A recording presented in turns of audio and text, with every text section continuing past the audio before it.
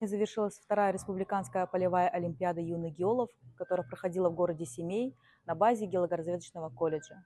В течение 8 дней из 15 команд из разных регионов Казахстана состязались для получения грантов вузов: Сатпаев университет, Казахско-Британский технический университет, Карагандинский технический университет имени Сагинова, а также номинацию «Үздік жас геолог».